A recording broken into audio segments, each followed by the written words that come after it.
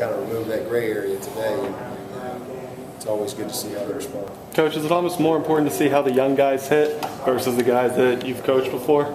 Yeah, I'm pretty comfortable with how certain guys are going to respond. But we still have to take them through the process. Again, we got a lot of guys that have been in the battles, but you got to go right back through that same deal to prepare.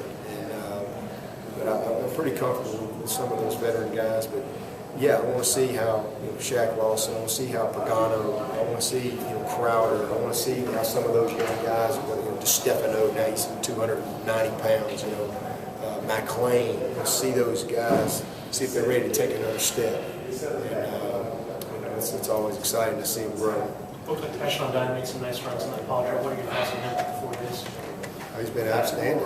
He's a big, strong, almost 220-pound back. We had one of those guys in a while around here, and he's been really, really good. He ain't gone. I tell you, we hit a home run with both of those guys. Really good player. Dalton's 200 and looks skinny. He'll be 220 this time next year. He's violent. He's fast. He's smart. And Tyshon is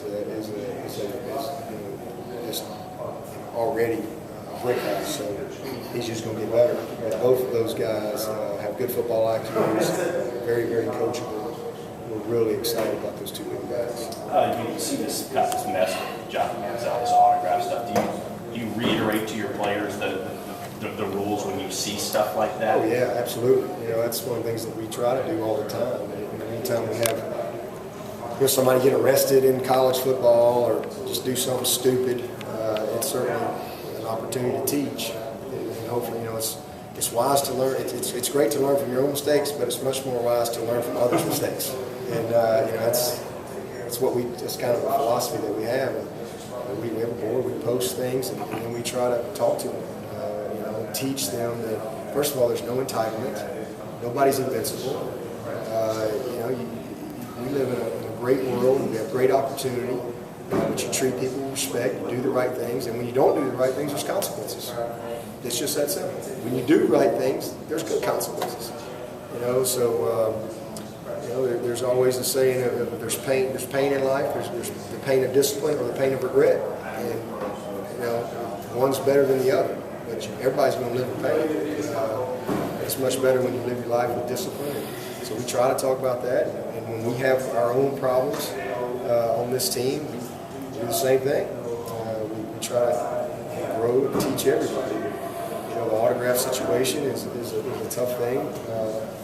We educate them on that, and I don't think we got anybody sitting down and apparently what's going on there. Who knows? But we don't have that situation going on. At least I hope not. But you have sometimes eBay people and people that are coming up to you, whether it's in a mall or a grocery store, and they sign. I get that. I sign. Lord, I got all kind of stuff that I sign. And you can go on. I'm sure there's eBay things, maybe with my name that I don't know about, or with a player. You want your players to be engaged. You want your players to be approachable. That is, especially in a place like Clemson. I think this is a kind of a grassroots type of program, and people come on the field and getting autographs and things like that, and it's one of those things that makes this place special. And you hate to see that go away, because a few people abuse those type of things. One of the things I always tell players is, who's it to? And you've got to be vigilant, use good judgment.